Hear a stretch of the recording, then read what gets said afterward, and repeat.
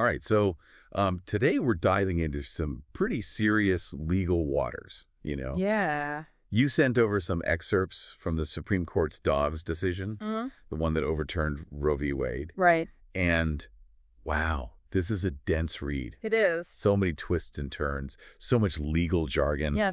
Our mission today is to try to break it all down, Okay. make sense of the key arguments, Yeah. and really grasp why this decision is so monumental, Right. all without needing a law degree. Exactly. Expert speaker, what jumps out at you when you first look at this material? I think what's so fascinating about this is that the court doesn't just focus on the present day situation. Okay. They really dig into history and legal theory to try to build their case. Right. It's almost like they're saying, Yeah. to understand where we are now, we have to go back in time Okay. and trace the evolution of the Constitution. Yeah. And how the right to abortion has been viewed over the years. Okay, so let's time travel back to the core of this case. The Dobbs v. Jackson Women's Health Organization. Right. Essentially, we're dealing with Mississippi's law Uh-huh.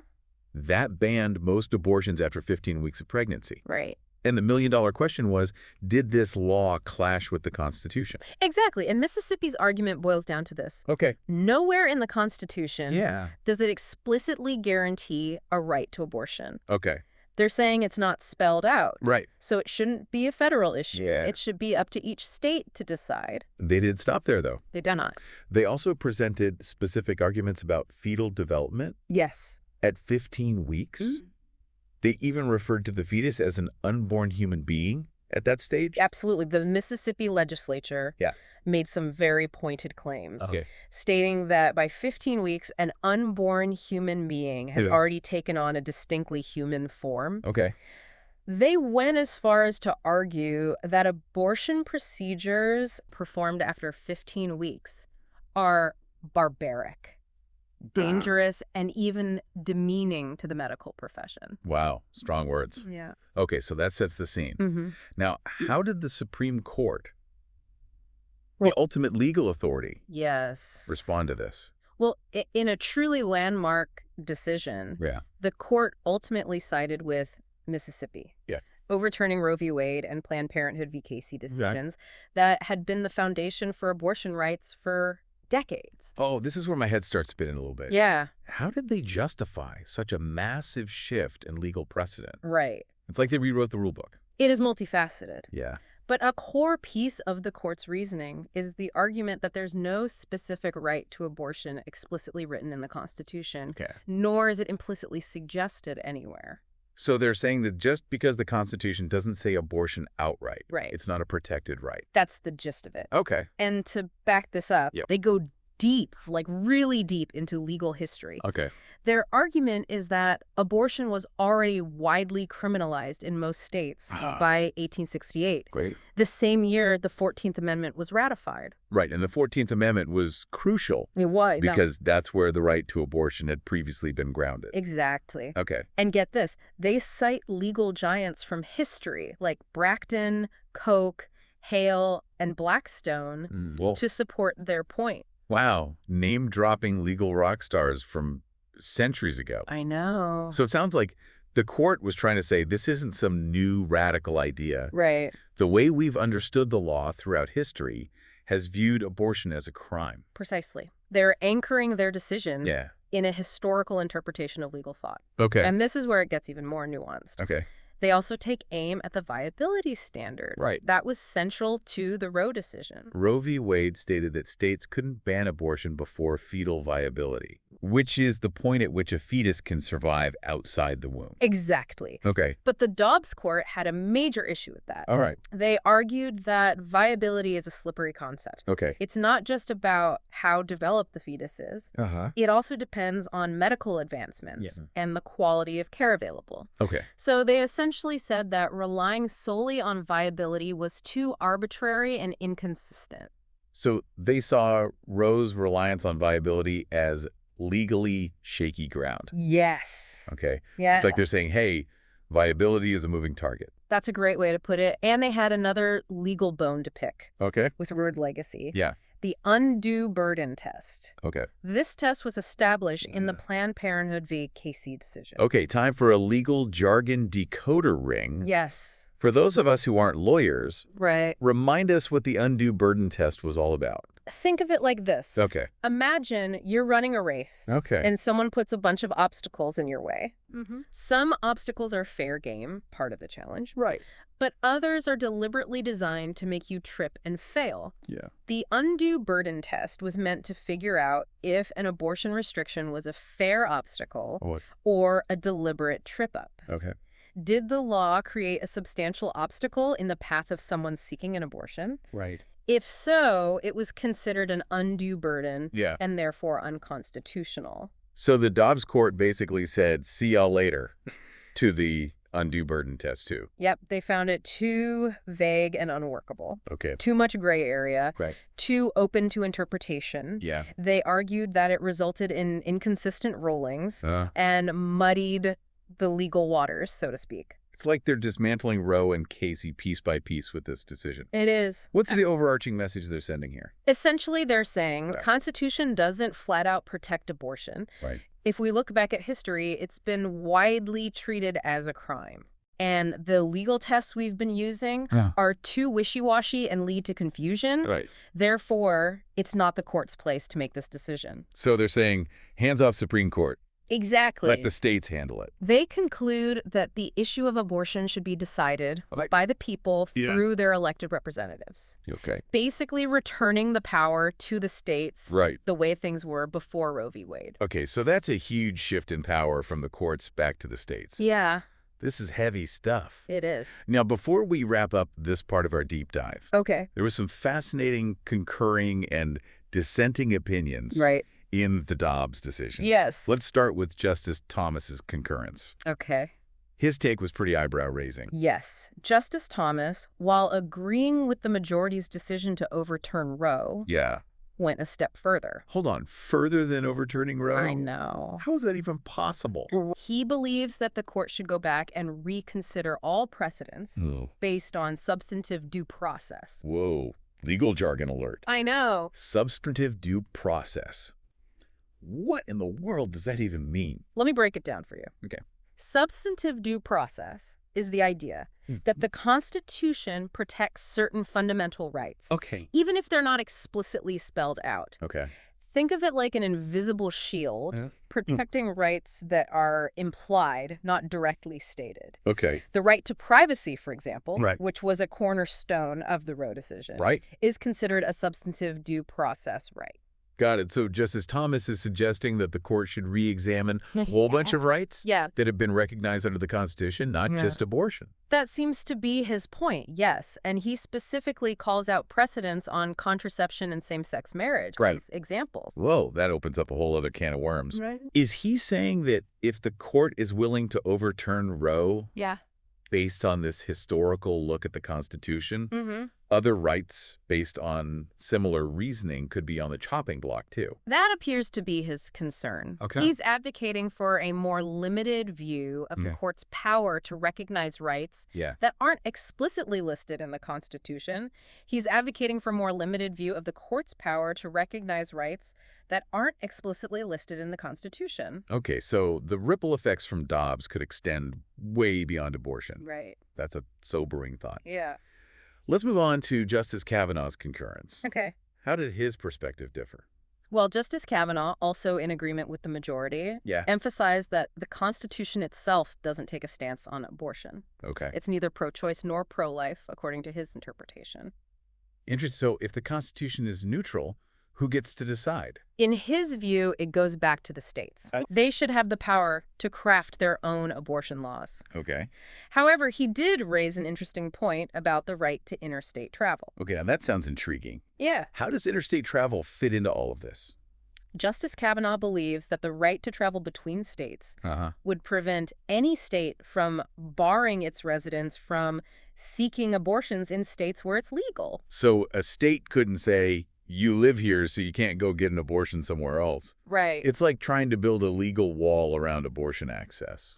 That's essentially his interpretation. Yeah. It adds another layer of complexity to this whole tug of war between states' rights and individual rights when it comes to abortion. You're right. That does make you wonder about all the potential legal battles Exactly. that could erupt as states implement different abortion laws. Yeah.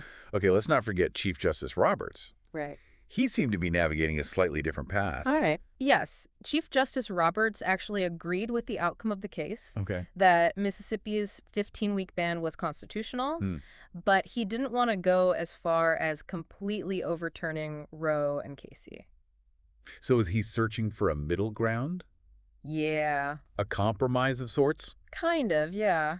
It seems like there's a lot of disagreement even within the court itself. Oh, absolutely. You could say that. Yeah. He proposed getting rid of the viability rule, the one from Roe that prevented states from banning abortion before a fetus could survive outside the womb. Right. But he wanted to keep some level of abortion rights in place. Exactly. So it sounds like he was trying to strike a delicate balance, He was. upholding the Mississippi law without causing too much upheaval Yeah.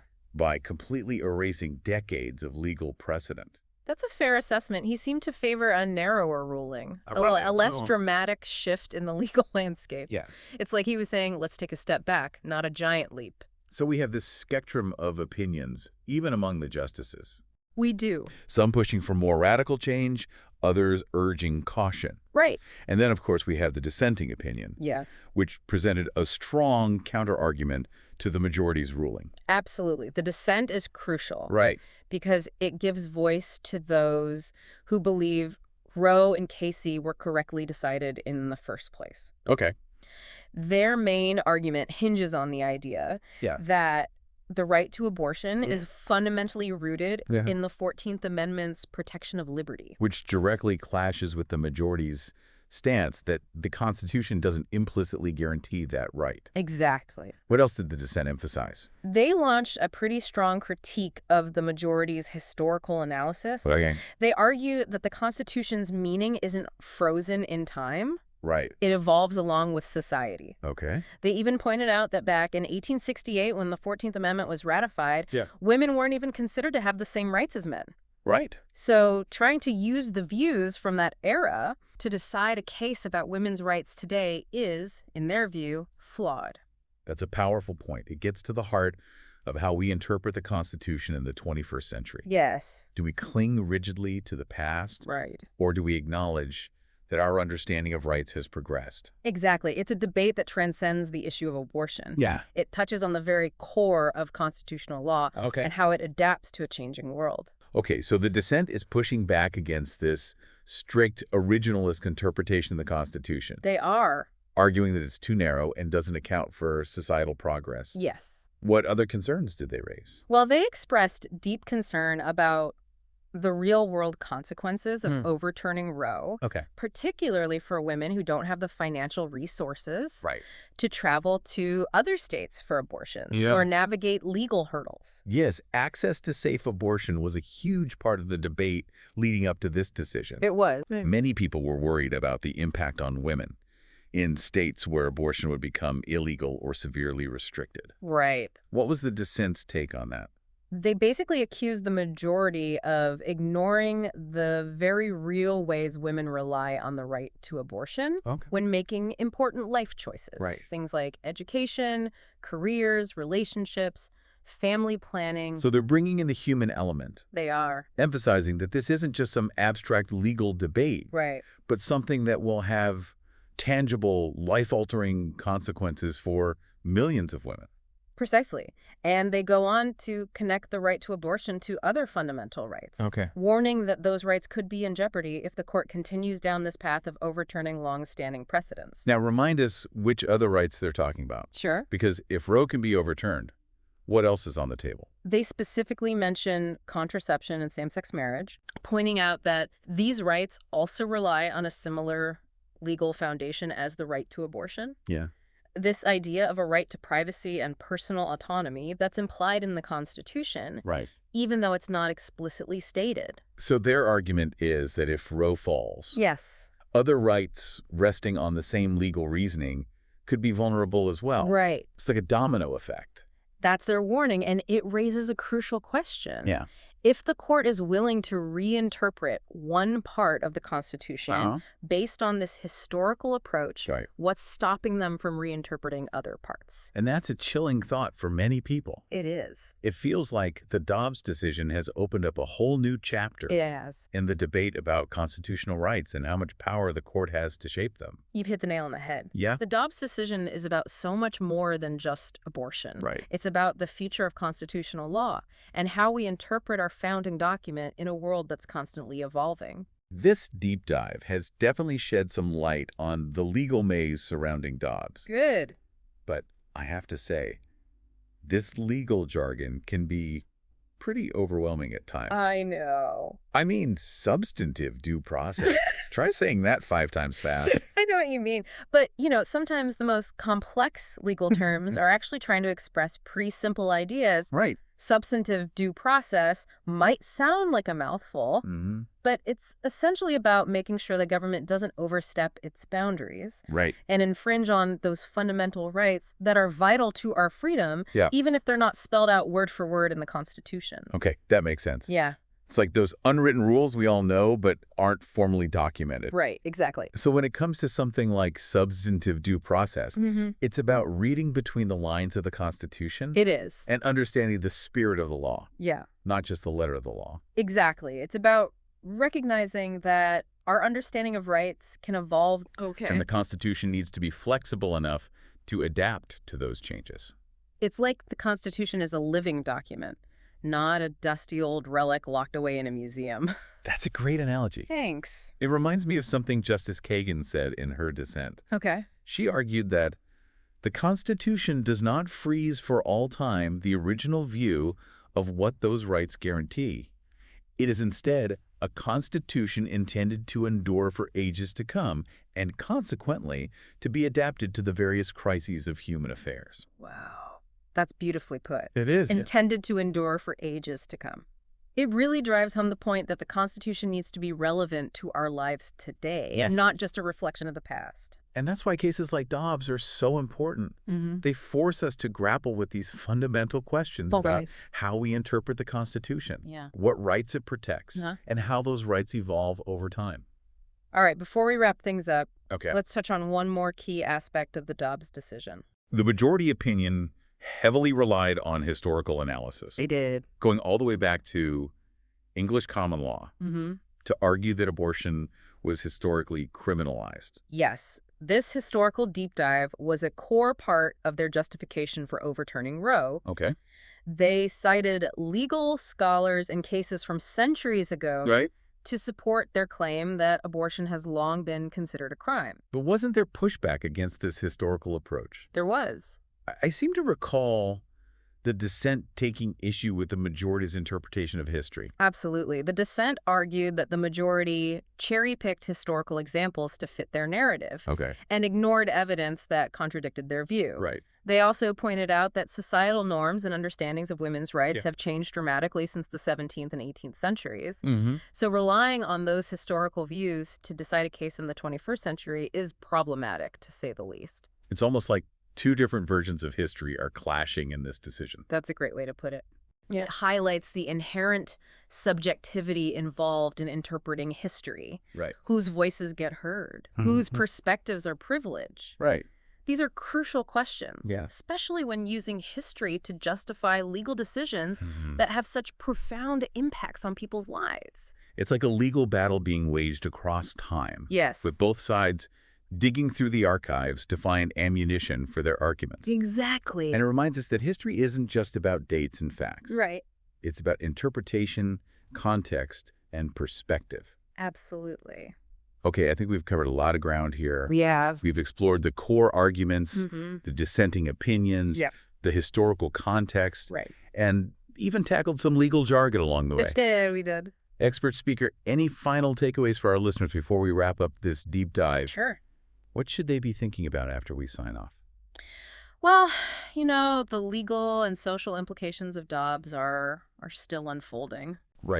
But it's crystal clear that this decision represents like a seismic shift in American law. And what's particularly striking to me is the emphasis that the court placed on history. Right. Their willingness to overturn precedents that had stood for decades. Yeah. It really makes you wonder what this means for the future trajectory of constitutional law. It's like they opened Pandora's box. Yes. And now we're left to grapple with all these complex questions about rights and liberty and the role of the court in shaping our society. Exactly. One thing that really stood out to me was how much legal jargon was packed into this decision. Oh, I know. Substantive due process, viability, undue burden. Right. It's enough to make your head spin. I agree. It's one of the reasons why we do this deep dive, to try to help break down these complicated legal concepts so everyone can understand what's at stake. It's important to remember that legal jargon often obscures complex ideas. Yeah. Don't just accept summaries at face value. Okay. Dig deeper. Yeah. Look at the arguments from all sides and draw your own conclusion. Exactly. It's so easy to get lost in the weeds, but it's crucial to cut through the legalese. It is. And understand the heart of the matter. Yes. Think of it this way. Okay. Imagine you're trying to assemble a piece of furniture, Okay. but the instructions are written in a language you don't understand. Right. You might be able to put some pieces together, Yeah. but you're not going to get the full picture. Right. That's what it's like, trying to understand a complex legal decision without unpacking the jargon. I love that analogy. Dave. And, understanding the legal jargon can empower you to engage in these important conversations more effectively. Right. It's like learning a secret code that unlocks a deeper level of understanding. Right. It's like suddenly being able to follow a conversation in a foreign language. Yes. You might not be fluent, but you can at least pick up the key points Right. and contribute to the discussion. Exactly. And that's what we're aiming for here. Yes. To equip you with the knowledge and tools you need to navigate these complex issues. Yes. And form your own informed opinions. Well said. So to our listener, as you continue to explore the implications of the Dobbs decision Right. and engage in conversations about abortion rights, Yeah. remember this. Yeah. Don't be intimidated by the legal jargon. Yes. Break it down piece by piece. Great. And don't be afraid to ask questions. Yes. Knowledge is power. Yeah. And understanding the language of the law can be a powerful tool They can. in shaping your own views and advocating for what you believe in. Beautifully said. The Dobbs decision has undoubtedly ignited a firestorm of debate, Yeah. but it's a conversation we need to have. And the more informed we are, the better equipped we'll be to navigate this complex landscape Yeah. and contribute meaningfully to the ongoing dialogue. Well, expert speaker, this has been an incredibly enlightening deep dive. It has been. Thank you for guiding us through the legal labyrinth of Dobbs. The pleasure was all mine. Remember, folks, stay curious, stay engaged, and keep those brains churning. And to our listener, until next time, keep diving deep.